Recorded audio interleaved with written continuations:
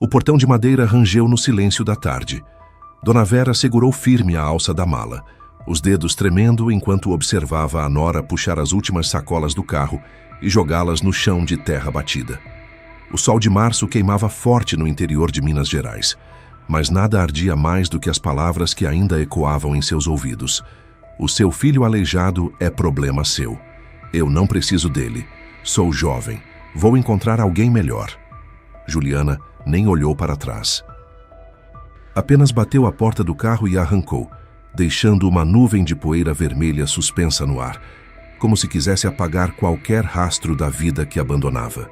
Da varanda, Rafael observava tudo da cadeira de rodas, o rosto imóvel, mas as mãos cerradas com força nos apoios metálicos.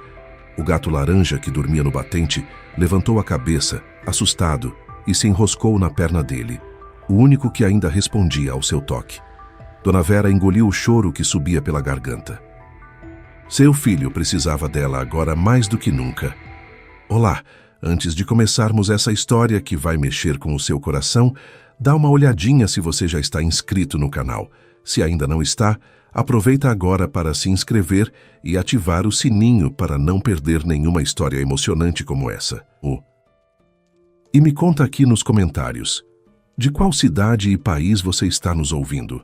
Adoro saber quem está acompanhando essas histórias. Agora sim, vamos à história de hoje, uma história de abandono, superação e reviravoltas que vão te surpreender até o último minuto. O corredor do Hospital das Clínicas tinha aquele cheiro característico de desinfetante misturado com café requentado da máquina automática. As paredes verde claras, iluminadas por lâmpadas fluorescentes que piscavam de vez em quando, davam uma sensação de frio que penetrava até os ossos. Juliana puxava nervosamente a pulseira de identificação que os atendentes tinham colocado nela quando chegou a emergência. A mão tremia enquanto ela caminhava de um lado para o outro, os saltos altos fazendo barulho no piso de granito desgastado. Um médico saiu da porta dupla e Juliana se levantou de um pulo, olhando para ele com uma esperança que ela mesma não sabia se ainda existia de verdade. Doutor, por favor, me fala a verdade, disse ela, cruzando os braços sobre o peito em um gesto quase suplicante. O médico baixou a máscara cirúrgica, revelando um rosto cansado de quem tinha acabado de sair de uma cirurgia de horas. As chances dele voltar a andar são de 50%, disse finalmente, com aquela voz profissional que os médicos usam quando não querem se comprometer demais. O queixo de Juliana tremeu. Só isso? 50%? Ela sentiu as pernas bambearem. É preciso acreditar, minha filha. Ele ainda é jovem, tem apenas 30 anos. O corpo dele pode se recuperar, especialmente se ele fizer fisioterapia e exercícios específicos. O médico tocou de leve no ombro dela, antes de se afastar pelo corredor, sendo chamado para outra emergência. Juliana queria acreditar no melhor, de verdade queria, mas a preocupação com a saúde do marido logo foi substituída por algo mais imediato, mais prático, mais egoísta. Quem vai cuidar dele agora? Foi a primeira pergunta que fez quando Rafael foi transferido para o quarto. Ela estava de mau humor quando encontrou Dona Vera, que tinha vindo de ônibus do interior assim que recebeu a notícia. Naquela época, a situação de Juliana estava prestes a desmoronar. Ela precisava acordar cedo para trabalhar na imobiliária, tinha contas para pagar, sonhos para realizar. Como eu vou cuidar de um marido cadeirante? Perguntou para a sogra no corredor do hospital, sem nem se importar com quem poderia ouvir. Dona Vera segurou firme na bolsa de plástico que trazia roupas limpas para o filho, mas não respondeu. Sabia que qualquer coisa que dissesse seria em vão. Rafael tinha sido um homem vibrante, cheio de vida. Era instrutor de parapente na Serra da Mantiqueira, levava turistas para voar sobre os vales verdejantes. Sentia o vento no rosto e a adrenalina correndo nas veias. Ele e o amigo Gustavo tinham montado uma pequena empresa de turismo de aventura que estava começando a dar certo. Nos fins de semana, grupos inteiros vinham de São Paulo e do Rio para experimentar a emoção de voar. Rafael ganhava bem, tinha uma vida confortável e Juliana adorava isso. O acidente aconteceu em uma volta das montanhas, numa tarde de agosto cinzenta e fria. Gustavo dirigia a van com um grupo de turistas quando um carro invadiu a pista em uma curva fechada. Para evitar a colisão frontal, Gustavo desviou bruscamente, mas a van capotou rolando pela encosta. Rafael, que dormia no banco do passageiro depois de um dia exaustivo de voos, foi esmagado entre o painel e a estrutura do veículo. A coluna vertebral não resistiu. Os outros passageiros escaparam com ferimentos leves, arranhões, alguns ossos quebrados. Gustavo deslocou o ombro e teve uma concussão, mas Rafael foi o único que ficou preso, imprensado, esperando por socorro que demorou 40 minutos para chegar nas estradas sinuosas da serra. Quando finalmente o resgataram, ele já não sentia mais as pernas. O hospital local não tinha estrutura para uma cirurgia tão complexa, então o transferiram para a capital, onde pelo menos havia uma chance. Agora, 3 semanas depois da cirurgia, Rafael estava em um quarto de hospital, encarando um futuro incerto. Juliana visitava, sim, mas cada vez com menos frequência. Sempre tinha uma desculpa. Trabalho acumulado, reunião importante, cansaço. A verdade é que ela não conseguia olhar para aquele homem na cama de hospital e ver o mesmo atleta destemido que tinha conquistado seu coração 2 anos atrás. Tudo o que via agora era um peso, uma responsabilidade que ela não estava disposta a carregar. 6 meses se passaram desde o acidente. Rafael já estava em casa, ou melhor, na casa da mãe, no interior de Minas Gerais, numa cidadezinha a umas 3 horas de ônibus da capital. Dona Vera tinha insistido que ele ficasse com ela durante a recuperação. Aqui você vai ter ar puro, sossego, e eu posso cuidar de você direitinho, tinha dito, com aquele jeito maternal que não aceitava a recusa. O apartamento que Rafael e Juliana dividiam na capital ficou praticamente abandonado. Juliana ia lá de vez em quando para pegar roupas, mas passava cada vez mais tempo na casa do chefe, Marcelo, o dono da imobiliária onde trabalhava. Ela tinha conseguido o emprego poucos meses antes do acidente, quando o dinheiro das economias de Rafael começou a acabar e ela percebeu que precisaria trabalhar. No início, Juliana odiava a rotina da imobiliária. Acordar cedo, lidar com clientes exigentes, correr de um imóvel para outro sob o sol escaldante, atender ligações o dia inteiro. O salário não era dos melhores e a comissão dependia das vendas. Mas havia um detalhe que tornava tudo suportável: Marcelo. Aos 35 anos, Marcelo era tudo o que Rafael não era mais. Bem-sucedido, elegante, dono de uma casa enorme no condomínio mais caro da cidade, 2 carros importados na garagem, usava ternos italianos, relógios suíços e tinha aquele ar de quem sempre estava no controle. Toda vez que ele aparecia no escritório, as funcionárias se arrumavam, retocavam a maquiagem, alisavam os cabelos. Juliana não era diferente. Foi gradual. A mudança nos sentimentos dela. No começo era só admiração. Depois virou inveja. Por que eu não posso ter uma vida assim? Pensava enquanto via Marcelo dirigindo seu sedã preto, falando ao telefone sobre negócios de milhões. E então, quando Rafael já estava há 4 meses em recuperação, parado na cadeira de rodas na casa da mãe, a admiração e a inveja se transformaram em desejo. Um desejo de ter aquela vida, de ser vista ao lado daquele homem, de esquecer o marido que não podia mais lhe dar nada. Na casa de Dona Vera, Rafael lutava contra a própria mente. A depressão tinha se instalado como uma sombra constante.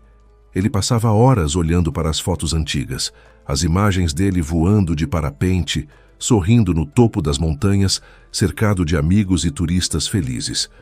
Pegava o equipamento guardado no armário, passava a mão na lona do parapente, sentia o cheiro de aventura que ainda impregnava o tecido. E então voltava para a cadeira de rodas, para a realidade cruel de não conseguir dar 2 passos sem ajuda. Dona Vera fazia o que podia. Preparava as comidas que o filho gostava, pão de queijo quentinho pela manhã, frango com quiabo no almoço, doce de leite caseiro na sobremesa. Tentava animá-lo com conversas sobre os vizinhos, sobre a horta que tinha plantado no quintal, sobre o gato laranja que tinha aparecido um dia e decidido ficar, mas via nos olhos do filho que nada disso importava. Ele estava preso em um corpo que não respondia, em uma vida que tinha sido arrancada dele de forma brutal. E Juliana? Juliana aparecia cada vez menos. Ligava de vez em quando, sempre com pressa, sempre com uma desculpa para não ir visitá-lo. "Tô com muito trabalho, amor. Tenho um monte de cliente novo, não posso deixar as vendas caírem, né? A gente precisa de dinheiro." Rafael ouvia, concordava, desligava o telefone e ficava olhando para o teto, sentindo um vazio maior do que o causado pela paralisia. As mensagens no celular também foram ficando mais raras. No começo, Juliana ainda mandava alguns "bom dia" e "como você está?". Depois passou a responder apenas com "ok" ou "tá", até que simplesmente parou de responder. Rafael sabia o que estava acontecendo. Não era idiota.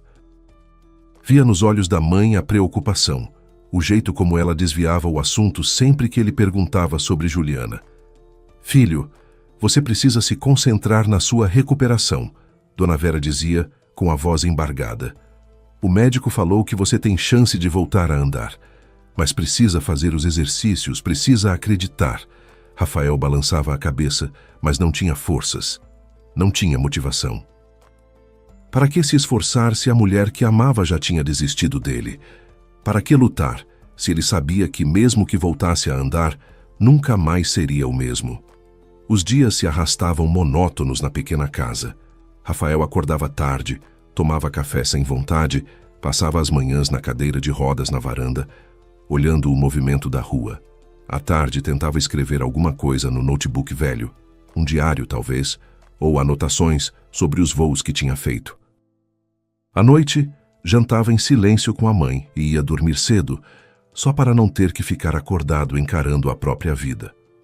Foi seu Antônio, o vizinho aposentado de 72 anos, quem primeiro percebeu que Rafael precisava de algo mais do que pena. "Dona Vera, a senhora está carregando esse menino no colo?" gritou indignado um dia, vendo a mulher puxando a cadeira de rodas pelos degraus da varanda. "E o que eu vou fazer, seu Antônio? Ele não consegue descer sozinho", respondeu ela ofegante. "Então a gente faz uma rampa, ora. Deixa que eu resolvo isso." Março chegou com o calor sufocante típico do fim do verão brasileiro. Juliana estava sentada no sofá do apartamento vazio, aquele mesmo apartamento que um dia foi o lar dela e de Rafael. Agora, era apenas um espaço que ela visitava esporadicamente para pegar roupas ou descansar quando não queria dirigir até a casa de Marcelo. O gato laranja, que Rafael tanto amava, tinha ido com ele para a casa de Dona Vera. Pelo menos aquilo, pensou Juliana com um resquício de culpa que logo afastou. Ela olhou ao redor. As paredes ainda tinham as fotos deles, sorridentes, abraçados no alto de uma montanha, Rafael com o equipamento de parapente nas costas, ela com um sorriso largo de quem estava ao lado de um homem incrível, mas aquele homem não existia mais. O homem que existia agora estava preso em uma cadeira de rodas, dependente da mãe, sem perspectiva de voltar ao trabalho, sem condições de lhe dar a vida que ela queria.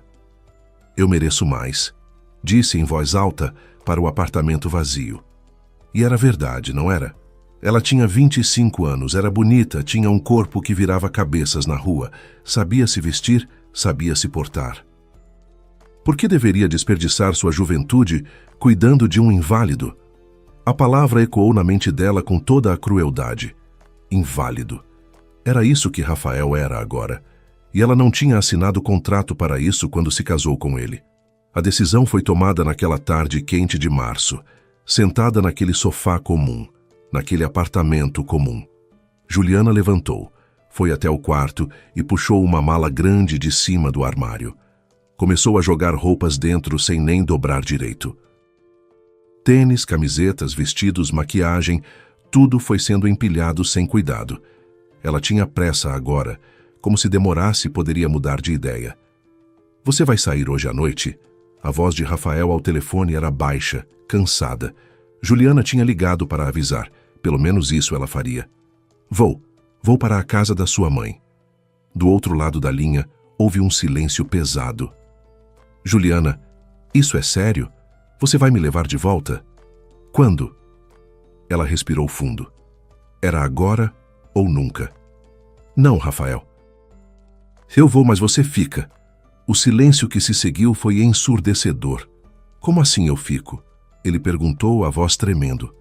Juliana podia imaginar a cena. Ele na cadeira de rodas, na sala simples da casa da mãe, o telefone tremendo na mão. Olha, eu não aguento mais. Você entende? Eu não consigo. Eu sou jovem, bonita, eu quero romance, quero um homem que possa ficar ao meu lado de verdade, quero carinho, atenção e não cuidar de uma pessoa com deficiência. Juliana, eu vou sair da cadeira de rodas. A voz dele estava desesperada agora, e ela sentiu um aperto no peito, mas se forçou a continuar. Os médicos disseram que há uma chance, mas e se você não conseguir? Eu já tô cansada disso tudo. Olha, eu vou deixar suas coisas aí no apartamento. Você pode pedir para sua mãe buscar depois. A gente precisa ficar separados, pelo menos por uns meses, sei lá, meio ano. Ela estava jogando a sacola no banco de trás do carro agora, falando rápido. Queria acabar logo com aquilo. Juliana, se acalma. Vamos conversar direito. Que sentido tem jogar tudo fora assim? Rafael estava implorando, e isso a irritou ainda mais. Que sentido? Rafael, você é um marido indefeso, incapaz de fazer nada sozinho. Você tem medo de tudo agora. Lembra quando você não tinha medo de nada? Quando voava de parapente, quando pulava de lugares altíssimos, quando era corajoso. Cadê aquele homem?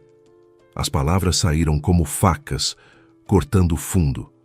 Ela sabia que estava sendo cruel, mas era como se algo dentro dela tivesse se rompido e não houvesse mais volta. Rafael, do outro lado da linha, ficou em silêncio. O que ele poderia dizer? Ela estava certa, em certo sentido. Ele tinha medo agora. Medo de cair, medo de se machucar mais, medo de nunca mais andar. Tá bom, Juliana, ele disse finalmente, a voz quebrada. Se é isso que você quer. É, ela respondeu firme. É isso que eu quero. E desligou. Entrou no carro, ligou o motor e saiu dirigindo pelas ruas da cidade sem olhar para trás. As lágrimas que escorriam pelo rosto dela não eram de arrependimento, mas de raiva. Raiva de Rafael por ter se acidentado. Raiva dela mesma por se sentir culpada. Raiva do destino por ter tirado dela a vida confortável que estava começando a construir. Quando chegou na casa de Dona Vera, já era noite. As cigarras cantavam alto no quintal, e a luz amarelada da varanda iluminava a figura de Rafael parado na cadeira de rodas, olhando para o portão. Ele não disse nada quando ela desceu do carro. Apenas observou enquanto ela abria o porta-malas e começava a tirar as malas dele, jogando-as no chão de terra com descaso.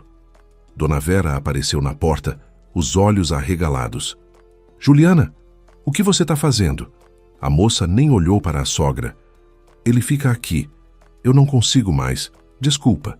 E antes que alguém pudesse dizer qualquer coisa, ela entrou no carro novamente e foi embora, deixando uma nuvem de poeira no caminho de terra batida. Rafael ficou ali, paralisado, olhando as malas jogadas no chão. Dona Vera desceu os degraus da varanda e veio até ele, colocando a mão no ombro do filho. Filho, foi tudo o que conseguiu dizer antes de começar a chorar. Rafael engoliu em seco, sentindo um vazio enorme no peito. Era oficial agora. Ele tinha perdido tudo. As pernas, o trabalho, a esposa. Estava sozinho, dependente da mãe, em uma cidadezinha do interior, sem perspectiva nenhuma. 3 semanas depois de deixar Rafael na casa da mãe, Juliana estava sentada em um café chique no centro da capital, esperando por Marcelo. Ela tinha se arrumado caprichosamente. Vestido justo que valorizava as curvas, salto alto, cabelo escovado, maquiagem impecável. Hoje era o dia. Marcelo tinha a convidado para almoçar e ela sabia que era o momento de deixar claro que estava disponível. Marcelo chegou alguns minutos depois, com aquele porte elegante, terno azul marinho, gravata de seda.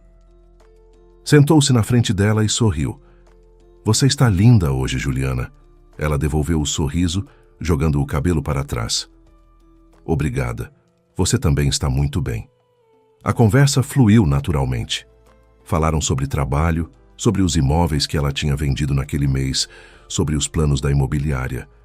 Mas havia algo no ar, uma tensão, uma química que nenhum dos dois estava ignorando. No final do almoço, Marcelo se inclinou um pouco para a frente. Juliana, eu queria te convidar para jantar no sábado. Um lugar mais reservado, mais especial. Os olhos dela brilharam. Era exatamente o que estava esperando. Adoraria, respondeu, tocando de leve na mão dele sobre a mesa. E assim começou. O relacionamento entre Juliana e Marcelo se desenvolveu rapidamente. No sábado, eles foram a um restaurante italiano sofisticado, com velas, vinho importado, um menu que ela nem sabia pronunciar direito. Marcelo foi atencioso, engraçado, interessante. Contou sobre os negócios dele, sobre a casa que tinha comprado há 2 anos, sobre os planos de expandir a imobiliária. Juliana ouvia fascinada, imaginando-se como parte daquele mundo. Na segunda semana, Marcelo a levou para conhecer a casa dele. Era tudo o que Juliana tinha sonhado. 3 andares, piscina, churrasqueira gourmet, uma garagem com 2 carros importados. Dentro, tudo era decorado com gosto, minimalista, moderno. Uma faxineira vem 3 vezes por semana, ele explicou. Eu não suporto bagunça, Juliana concordou encantada. Era tão diferente da casa simples de Dona Vera, tão diferente do apartamento apertado que ela e Rafael dividiam. Aos poucos, ela começou a passar mais tempo na casa de Marcelo. Primeiro, apenas jantares, depois fins de semana inteiros. Logo estava deixando roupas no closet dele, produtos de beleza no banheiro, chinelos na entrada. Marcelo não parecia se importar. Pelo contrário, parecia gostar da companhia dela. Você deixa a casa mais viva, ele disse uma vez. E Juliana sentiu uma onda de satisfação. Mas havia algo que a incomodava. Marcelo nunca falava sobre compromisso. Nunca mencionava o futuro deles juntos. Era sempre sobre o presente. Hoje vamos sair. Neste fim de semana vamos viajar. Agora vamos jantar. Nunca daqui a 6 meses. Nunca quando nos casarmos. Nunca nossa casa. E Juliana começou a perceber que precisava de um plano. Foi então que ela decidiu parar de trabalhar. Marcelo, eu tô exausta. Trabalhar na imobiliária tá me matando. Será que eu não poderia tirar um tempo, sei lá, para cuidar mais de mim, da gente? Ela fez aquela voz manhosa que sabia que funcionava com ele. Marcelo, no entanto, não pareceu convencido. Juliana, você é jovem, tem que trabalhar. Não é bom ficar parada. Mas ela insistiu, choramingou, fez drama, até que ele suspirou. Tá bom, mas só por um tempo. Juliana pediu demissão na semana seguinte. As colegas de trabalho especulavam nos corredores. Ela tá saindo com o chefe com certeza. Aposto que ele vai bancar ela. Juliana ouvia, sorria, mas não confirmava nada. Deixava o mistério no ar. Afinal, um ar de exclusividade fazia parte do jogo. Com mais tempo livre, ela intensificou os esforços para se tornar indispensável na vida de Marcelo. Arrumava a casa quando a faxineira não estava, preparava jantares, comprava roupas novas que sabia que ele gostaria de ver nela. Gradualmente começou a levar suas coisas para a casa dele, até que, depois de 2 meses, estava praticamente morando lá. Mas Marcelo ainda não tinha feito nenhuma proposta oficial, e isso a deixava ansiosa. Enquanto isso, Rafael continuava na casa de Dona Vera. Juliana não ligava, não mandava mensagem. Nos primeiros dias, ele ainda tentou contato, mas ela bloqueou o número dele. Não quero saber mais nada disso, pensava. Mas, no fundo, uma parte dela sabia que precisava resolver aquela pendência. Ainda era casada legalmente com Rafael, e isso poderia ser um problema se quisesse se casar com Marcelo. Um dia, Marcelo comentou de passagem. Sabe, eu sempre quis ter uma família grande. Filhos, aquela casa cheia nos finais de semana. Juliana fingiu interesse, mas por dentro teve um calafrio. Filhos? Ela não queria filhos agora. Queria viajar, curtir a vida, aproveitar o dinheiro de Marcelo. Crianças eram um peso, uma responsabilidade que ia estragar seu corpo, sua liberdade. Mas ela sorriu e disse, Que lindo, amor. Também acho importante. Foi naquela noite que a ideia brilhante surgiu na cabeça dela. E se ela fingisse uma gravidez? Seria a forma perfeita de prender Marcelo de vez.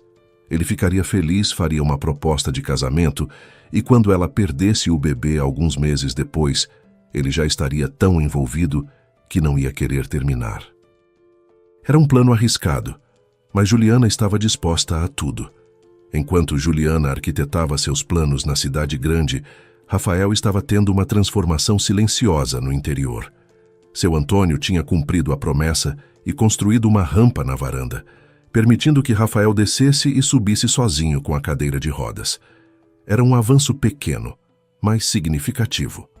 Pela primeira vez em meses, ele sentiu um lampejo de independência. A neta de seu Antônio, Isabela, tinha voltado para casa para passar as férias da faculdade.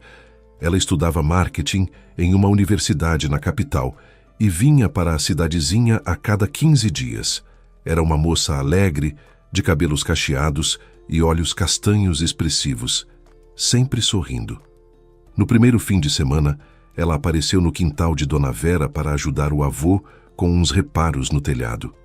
Rafael estava na varanda quando ouviu a voz animada dela. Oi, você deve ser o Rafael. Meu avô falou de você.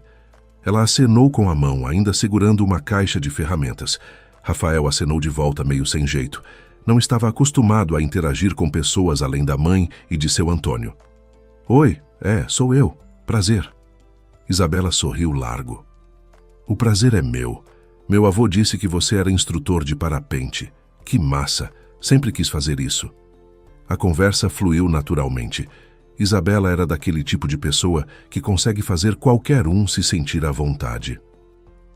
Ela contou sobre a faculdade, sobre os planos de trabalhar com pessoas, mas não saber ainda em que área, sobre a vida na capital. Rafael, por sua vez, falou sobre os voos, sobre as montanhas, sobre a sensação de liberdade. Era a primeira vez em meses que ele falava sobre aquilo sem sentir uma dor lancinante no peito. Por que você parou? Isabela perguntou, e então corou. Desculpa, foi insensível da minha parte. Mas Rafael balançou a cabeça. Tudo bem. Eu sofri um acidente, fiquei paralisado da cintura para baixo. Os médicos dizem que há uma chance de eu voltar a andar, mas... Ele deu de ombros. Isabela olhou nos olhos dele, séria. Você vai voltar a andar, eu tenho certeza.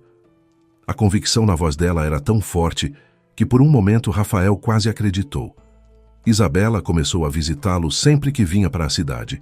Eles conversavam por horas na varanda, tomando suco de maracujá que Dona Vera preparava, comendo pão de queijo quentinho.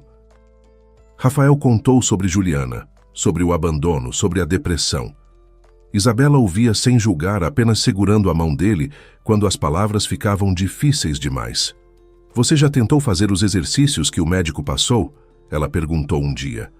Rafael tinha uma pasta cheia de prescrições médicas, exercícios de fisioterapia que deveria fazer todos os dias, mas ele mal tinha tocado naquilo. Para quê? Ele tinha pensado. Não vai mudar nada. Mas agora, olhando para Isabela, sentindo a mão dela na dele, algo dentro dele começou a mudar. Vou começar amanhã, ele disse, e Isabela sorriu. Eu te ajudo. Vou ficar aqui o fim de semana todo. E ela ajudou. No começo, os exercícios eram dolorosos e frustrantes. Rafael tentava mover os dedos dos pés e nada acontecia. Tentava contrair os músculos das coxas e era como se mandasse sinais para um membro fantasma. Mas Isabela estava sempre ali, animando, encorajando.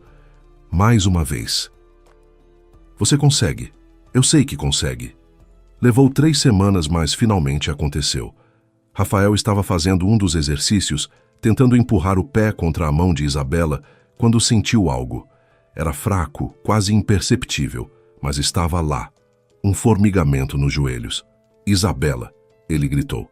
Eu senti alguma coisa. Ela arregalou os olhos, emocionada. Sério? Onde? Aqui, nos joelhos. Foi só um formigamento, mas eu senti.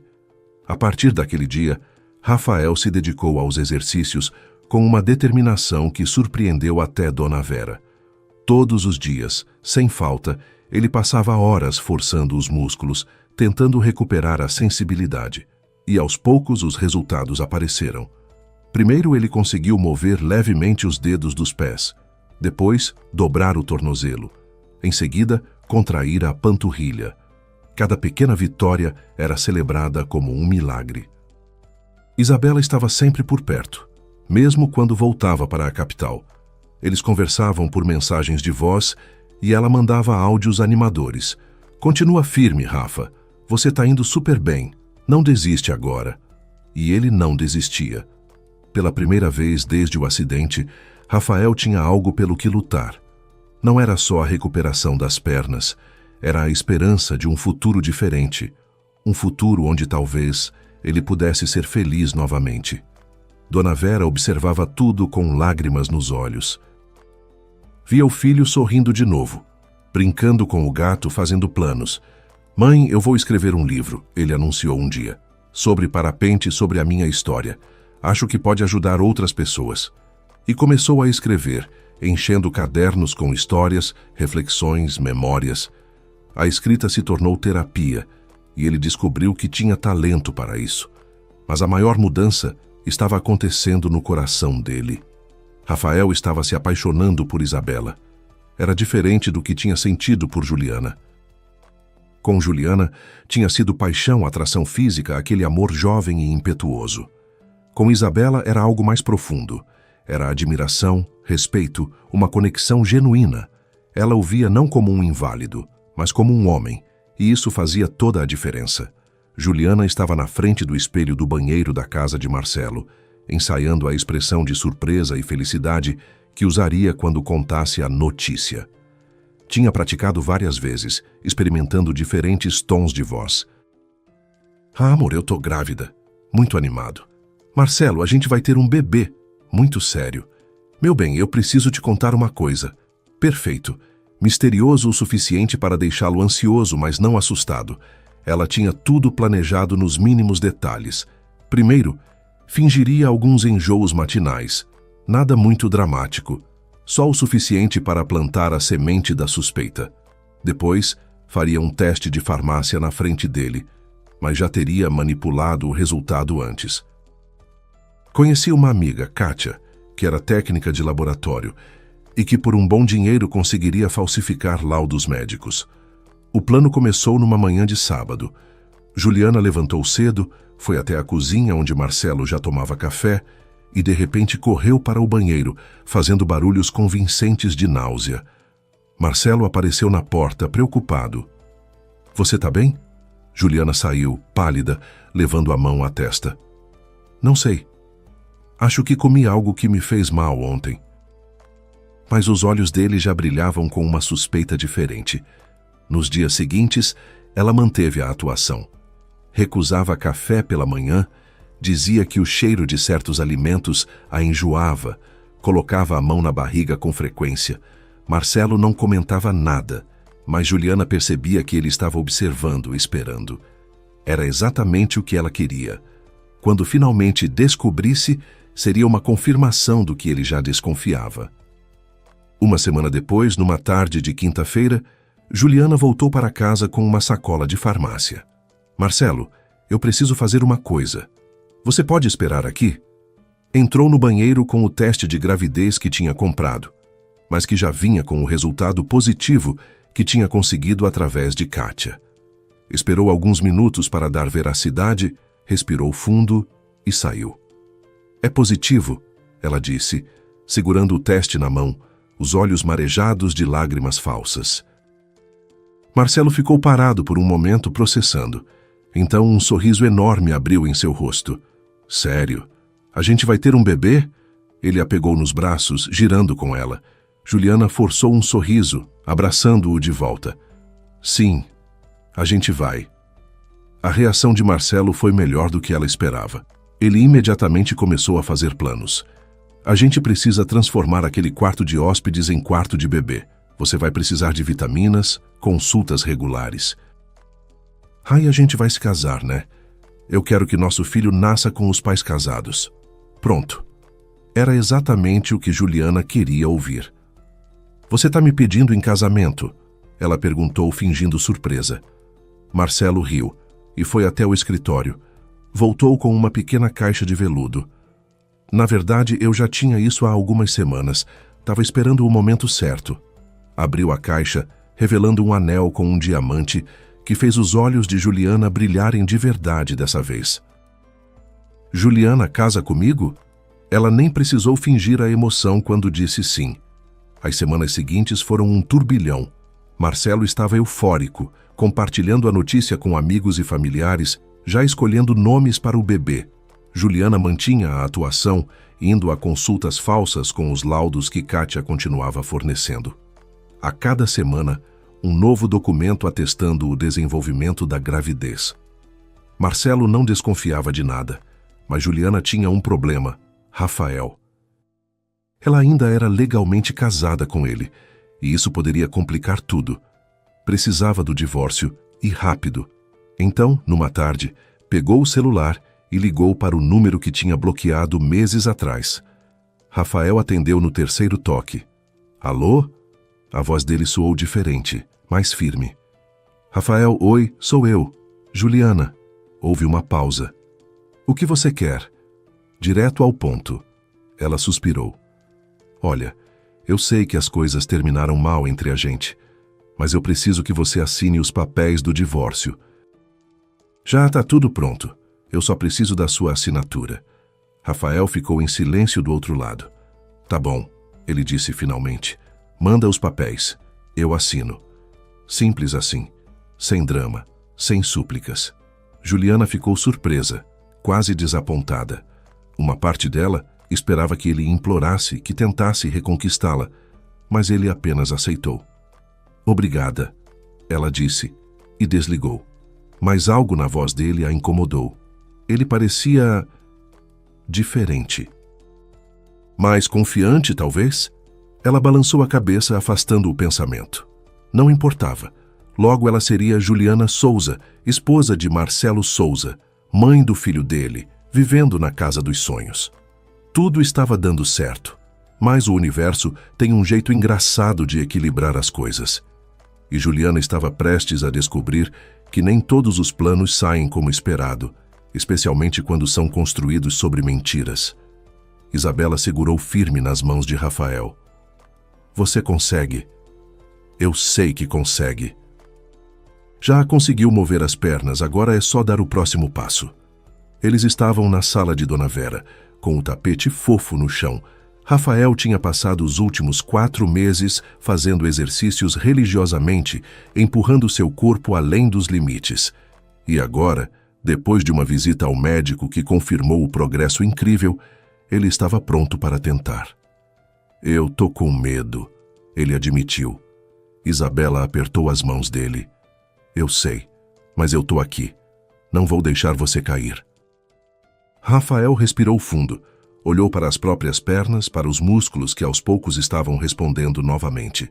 Fechou os olhos e lembrou do primeiro voo de parapente, daquela sensação de estar no limite entre o medo e a euforia.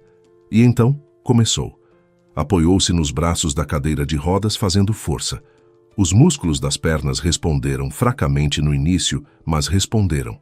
Ele conseguiu levantar-se até ficar em pé, tremendo, as pernas bambas como as de um potro recém-nascido.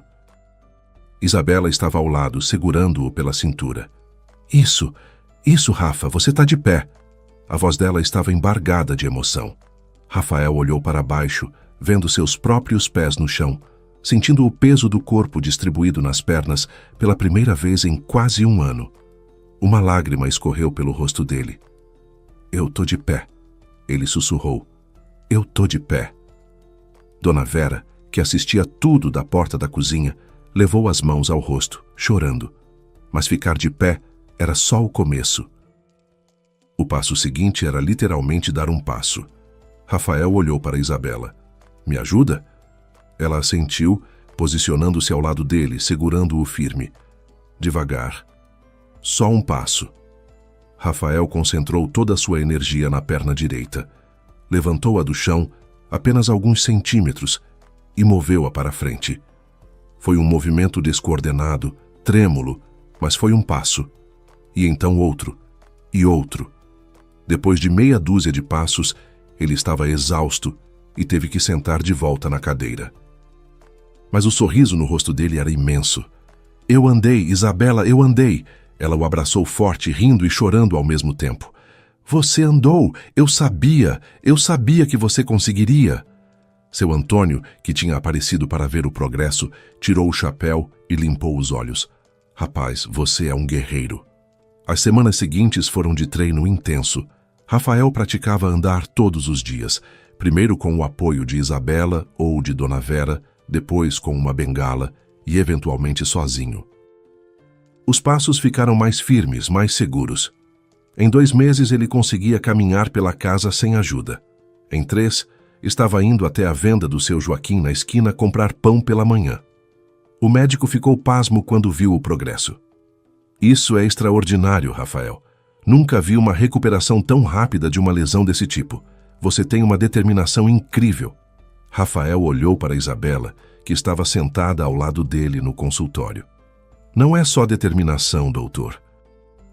É ter alguém que acredite em você. Isabela corou, mas segurou a mão dele. Rafael também tinha outro projeto ocupando sua mente. O livro. Ele tinha enchido 3 cadernos com histórias de suas aventuras, reflexões sobre a superação, conselhos para outros que enfrentavam situações semelhantes.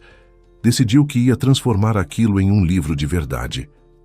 Quem sabe não ajuda outras pessoas, ele disse para a mãe. Dona Vera abraçou o filho, orgulhosa. Tenho certeza que vai ajudar meu filho. E quanto a Juliana?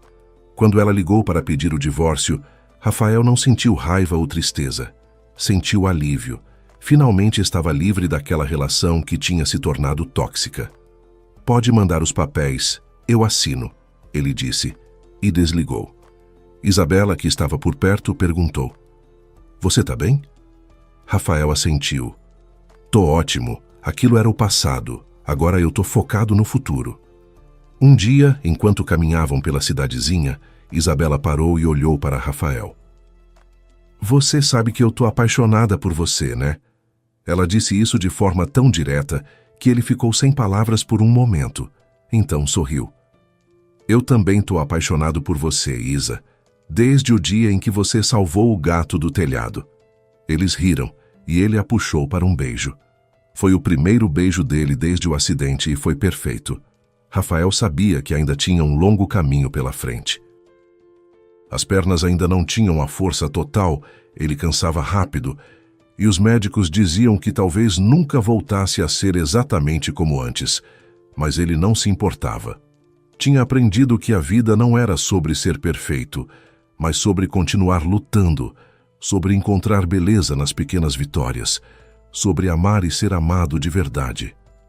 Eu quero voltar a voar, ele disse para Gustavo quando o amigo veio visitá-lo. Gustavo tinha se recuperado completamente do acidente e tinha voltado a trabalhar com turismo, mas sozinho. Rafa, você tem certeza?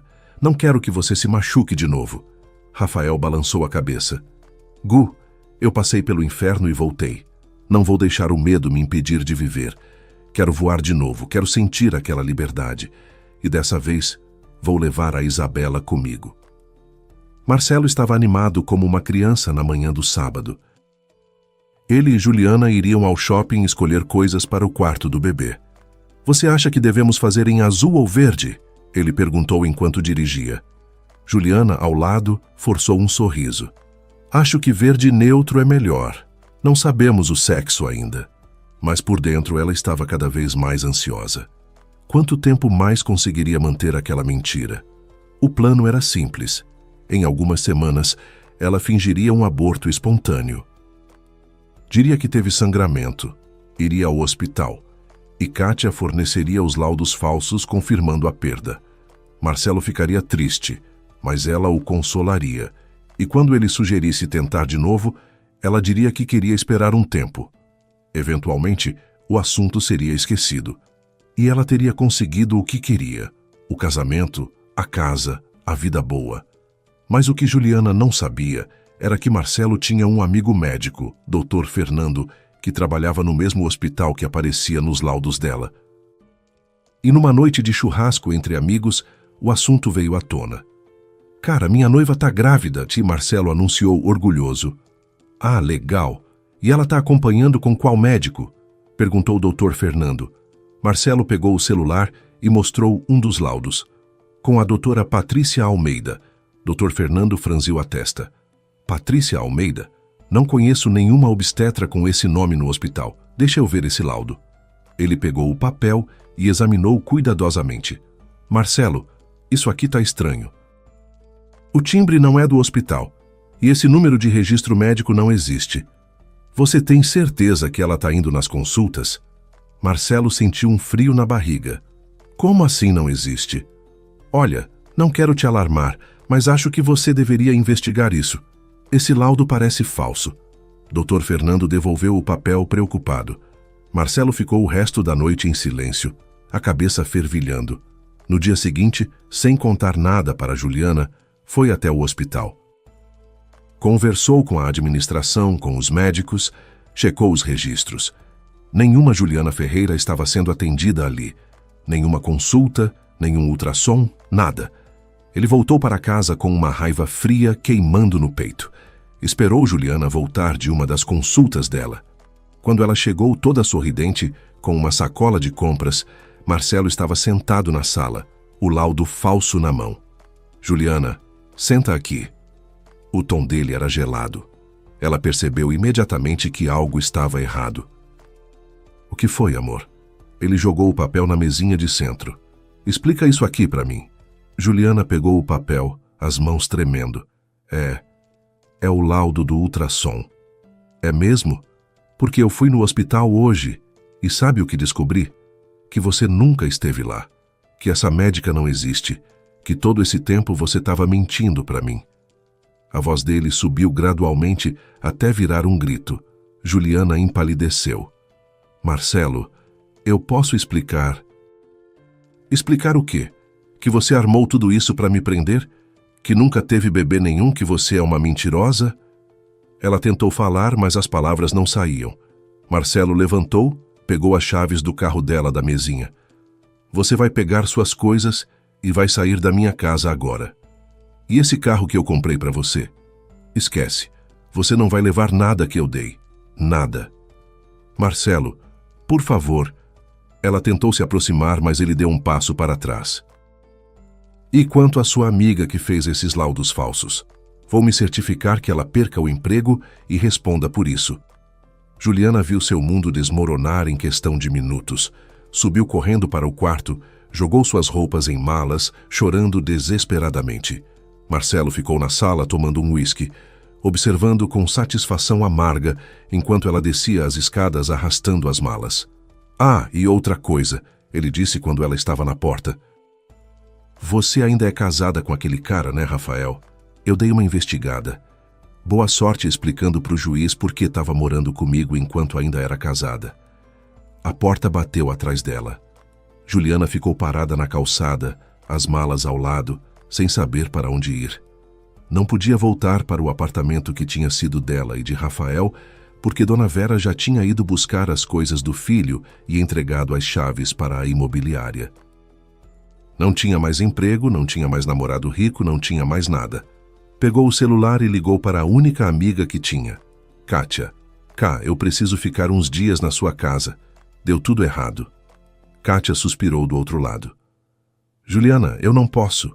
O Marcelo me ligou hoje e disse que vai me processar. Eu vou perder meu emprego por causa de você. Não quero te ver mais. E desligou. Juliana sentou na calçada, a cabeça entre as mãos. Como tudo tinha dado tão errado. Ela tinha sido tão cuidadosa, tinha planejado tudo nos mínimos detalhes. Mas a arrogância tinha sido sua queda. Por fim, não teve escolha a não ser ligar para a mãe, que morava em um apartamento pequeno na periferia da cidade. Mãe, posso ficar uns dias com a senhora? A mãe, que nunca tinha aprovado as escolhas de Juliana, suspirou. Pode vir, mas você vai ter que arrumar um emprego, ouviu? Não vou sustentar vadiagem, não. Juliana concordou derrotada. Pegou um táxi e foi para o único lugar que ainda a aceitava. Rafael estava parado na plataforma de decolagem do parapente, o vento da serra batendo no rosto, os olhos fechados, sentindo a energia daquele lugar. Fazia mais de 1 ano desde a última vez que tinha voado, desde o acidente que mudou sua vida.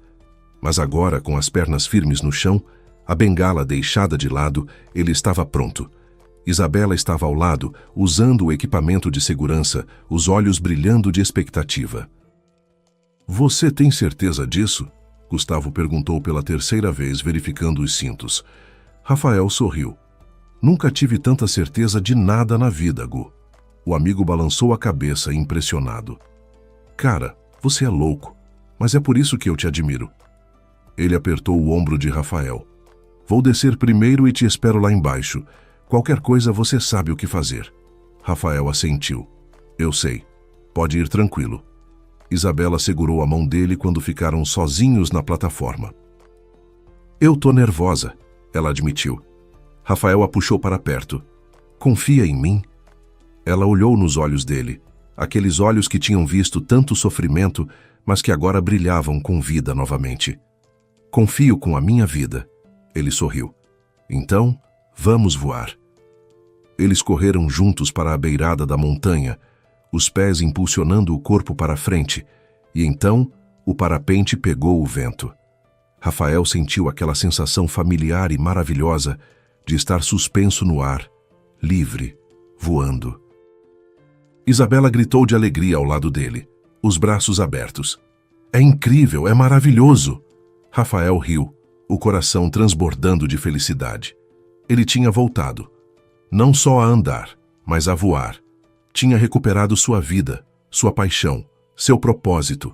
Eles planaram sobre o vale, vendo as casas pequenas lá embaixo, as plantações verdes, o rio serpenteando como uma cobra prateada. O céu estava de um azul profundo, com algumas nuvens brancas que pareciam de algodão. Rafael olhou para Isabela ao lado e pensou em como a vida era imprevisível. 1 ano atrás ele estava na cadeira de rodas, abandonado, sem esperança. E agora estava ali, voando ao lado da mulher que amava, vivendo um sonho. Eles pousaram suavemente no campo onde Gustavo esperava. Assim que os pés tocaram o chão, Isabela se jogou nos braços de Rafael. "Foi a melhor experiência da minha vida." Ele a girou no ar, rindo. "Para mim também, Isa. Para mim também." Gustavo veio correndo, emocionado. "Cara, você voou, você realmente voou." Os 3 se abraçaram, celebrando aquele momento que significava tanto mais do que um simples voo. Naquela noite, sentados ao redor de uma fogueira que Gustavo tinha feito, Rafael fez um anúncio. "Eu quero voltar a trabalhar com vocês, Gu. Quero retomar a empresa de turismo, mas dessa vez quero fazer diferente. Quero trabalhar também com pessoas que passaram por acidentes, que têm limitações físicas. Mostrar que eles ainda podem viver aventuras, ainda podem se sentir livres." Gustavo sorriu. "Cara, isso é genial, conta comigo." Isabela apertou a mão de Rafael. "E eu vou ajudar com a parte de marketing, divulgação. A gente pode fazer algo realmente especial." Rafael olhou para as estrelas no céu, sentindo uma gratidão profunda. Tinha perdido tanto, mas tinha ganhado muito mais. Tinha perdido as pernas por um tempo, mas tinha ganhado força interior. Tinha perdido Juliana, mas tinha encontrado Isabela. Tinha perdido a vida antiga, mas tinha construído uma nova, muito melhor. "Sabe o que é engraçado?" Ele disse em voz alta. "Se o acidente não tivesse acontecido, eu provavelmente ainda estaria com a Juliana, infeliz sem saber, vivendo uma vida medíocre. O acidente me tirou muita coisa, mas também me deu clareza sobre o que realmente importa. E o que importa não é andar ou voar, mas sim amar e ser amado de verdade. É ter propósito. É acordar todo dia sabendo que você está no lugar certo, com as pessoas certas." Isabela recostou a cabeça no ombro dele. "Eu te amo, Rafa." "Eu também te amo, Isa. Mais do que eu imaginei que fosse possível amar alguém." Eles ficaram ali, sob as estrelas, o fogo crepitando, o vento suave da serra trazendo o cheiro de pinheiros. E Rafael soube, com absoluta certeza, que tinha encontrado o que procurava. Não só a recuperação física, mas a recuperação da alma. Alguns dias depois, Rafael e Isabela foram até o cartório assinar os papéis do divórcio que Juliana tinha mandado. Ele assinou sem hesitação, sem olhar para trás. Aquele capítulo estava encerrado, e um novo estava começando, muito mais promissor, muito mais verdadeiro. Ao sair do cartório de mãos dadas com Isabela, Rafael parou e olhou para o céu. "Obrigado", ele sussurrou. "Obrigado pela queda, pela dor, pelo sofrimento, porque tudo isso o tinha levado até ali, até aquele momento perfeito." 6 meses se passaram. Rafael e Isabela tinham se casado em uma cerimônia simples na cidadezinha, com Dona Vera chorando de felicidade, seu Antônio fazendo piada e Gustavo como padrinho. Não houve festa grande nem vestido caro, apenas amor genuíno e pessoas queridas. Depois do casamento, foram para a serra passar a lua de mel, fazendo mais voos de parapente, caminhadas pelas trilhas, conversas à noite sobre sonhos e planos. A empresa de turismo adaptativo que Rafael tinha criado estava começando a decolar.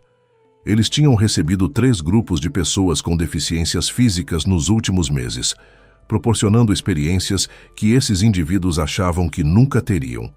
Ver o sorriso no rosto de um cadeirante ao voar pela primeira vez era algo que não tinha preço. "Você está mudando vidas, Rafa", Isabela disse uma noite. Ele balançou a cabeça. "Não, eu tô só mostrando que a vida não acaba quando algo ruim acontece. Ela só muda de forma." O livro de Rafael tinha sido publicado por uma editora pequena, mas respeitada. Voando depois da queda, uma história de superação, estava vendendo bem, especialmente entre pessoas que enfrentavam desafios semelhantes. Ele tinha feito algumas palestras em escolas e hospitais, compartilhando sua jornada. A reação era sempre emocionante, pessoas se aproximando depois para agradecer, para dizer que ele tinha lhes dado esperança. Dona Vera não cabia em si de orgulho. "Meu filho, você saiu de uma cadeira de rodas e agora está voando de novo, casado com uma moça maravilhosa, ajudando outras pessoas. Se isso não é um milagre, eu não sei o que é." Rafael abraçou a mãe. "O milagre foi ter você ao meu lado, mãe, e a Isabela. Sem vocês eu não teria conseguido."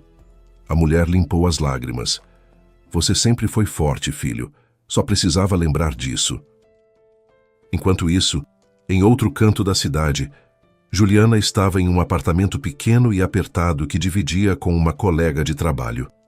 Ela tinha conseguido um emprego como vendedora em uma loja de roupas no shopping, um trabalho que pagava um salário mínimo e que estava muito longe da vida de luxo que tinha experimentado por alguns meses. Todos os dias, ela se olhava no espelho e se perguntava como tinha chegado àquele ponto. A mãe dela tinha deixado claro que não ia sustentar vadiagem, como dizia. Então Juliana tinha que se virar. O orgulho tinha ficado de lado quando a realidade bateu. Ela vendia roupas para mulheres ricas que entravam na loja com sacolas de outras lojas de grife, que falavam sobre viagens para a Europa, que reclamavam que o marido não tinha comprado o carro que queriam. E Juliana sorria, atendia, dobrava as roupas e, por dentro, morria um pouco a cada dia. Uma tarde, enquanto estava no shopping durante o intervalo do almoço, ela os viu. Rafael e Isabela andando de mãos dadas, sorrindo, entrando em uma livraria. Rafael estava andando normalmente, sem bengala, sem cadeira de rodas. Ele tinha se recuperado completamente. Juliana ficou escondida atrás de uma coluna observando. Eles pareciam tão felizes, tão completos, e ela sentiu uma pontada de inveja, misturada com arrependimento. Se eu tivesse ficado, pensou. Se eu tivesse acreditado nele, tivesse sido paciente. Mas era tarde demais. Ela tinha feito suas escolhas, e agora vivia com as consequências. Via Rafael comprando livros, ouvindo Isabela rir de algo que ele disse, os dois se beijando ali no meio da livraria, sem se importar com quem estava vendo. Aquilo poderia ter sido dela, mas ela tinha jogado fora por ganância, por egoísmo, por achar que merecia mais. Juliana saiu do shopping antes que eles a vissem. Voltou para a loja, vestiu o uniforme e continuou sua rotina. À noite, no apartamento apertado, ela abriu o Instagram e procurou pelo perfil de Rafael. Ele tinha mudado o nome para Rafael Almeida, Turismo Adaptativo e Superação. As fotos mostravam ele voando, andando pelas montanhas, sorrindo ao lado de Isabela em palestras com o livro na mão. Ela olhou para sua própria vida, o quarto compartilhado, as contas que mal conseguia pagar, a solidão profunda. Eu mereço isso, ela pensou. E, pela primeira vez em muito tempo, Juliana sentiu algo que nunca tinha sentido antes. Remorso verdadeiro. Não por ter perdido a vida de luxo com Marcelo, mas por ter abandonado Rafael quando ele mais precisava dela. Por não ter visto o homem incrível que ele era por baixo das limitações temporárias. Por ter escolhido o caminho fácil ao invés do caminho certo. Mas alguns arrependimentos chegam tarde demais. Enquanto Rafael construía uma vida nova, cheia de propósito e amor verdadeiro, Juliana estava presa nas escolhas que tinha feito. Não havia mais volta, não havia mais chances. Ela tinha queimado todas as pontes e agora restava apenas seguir em frente com o que tinha sobrado, que era muito pouco. 3 anos se passaram desde aquela tarde fria de março, quando Juliana deixou Rafael na casa de Dona Vera. Rafael agora era pai de um lindo menino, Miguel, que aos 2 anos já mostrava sinais de ser tão aventureiro quanto o pai. A empresa de turismo adaptativo tinha crescido e se tornado referência nacional, recebendo pessoas de todo o Brasil. O livro tinha virado best-seller e Rafael estava escrevendo o 2º volume. Isabela tinha se formado e trabalhava como gerente de marketing da empresa, fazendo o negócio crescer de forma impressionante. Dona Vera, aos 60 anos, tinha finalmente encontrado paz vendo o filho realizado. Você sabe, filho, no começo eu achei que tudo estava perdido. Quando vi você naquela cadeira de rodas com aquele olhar vazio, meu coração se partiu. Mas hoje eu vejo que tudo acontece por uma razão. Se você não tivesse passado por aquilo, não teria encontrado a Isabela, não teria descoberto esse propósito novo na vida. Rafael abraçou a mãe. Você tem razão, mãe. E eu sou grato por tudo, até pela dor. Juliana. Ela continuava na loja do shopping, vendo de longe a vida que poderia ter tido. Tinha aprendido, tarde demais, que o valor de uma pessoa não está no que ela pode te dar em termos materiais, mas em quem ela é por dentro. Que o verdadeiro companheiro é aquele que fica ao seu lado nos momentos difíceis, não aquele que tem a carteira mais gorda, mas algumas lições custam caro, e o preço que Juliana pagou foi alto demais. Às vezes, tarde da noite, ela olhava para o teto do apartamento apertado e sussurrava: Me desculpa, Rafael.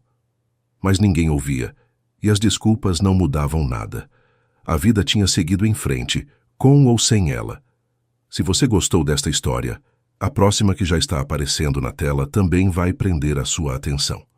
São histórias reais de superação, de segundas chances, de justiça sendo feita. Deixe seu gostei. Compartilhe com aqueles amigos que precisam ouvir uma história inspiradora e conta nos comentários o que mais te tocou. Foi a força de Rafael, o amor de Isabela, a justiça do destino com Juliana, ou foi a lição de que nunca devemos abandonar quem amamos nos momentos difíceis? Quero saber sua opinião. Um abraço e até a próxima, com novas histórias cheias de emoção e reviravoltas que vão fazer você refletir sobre a vida.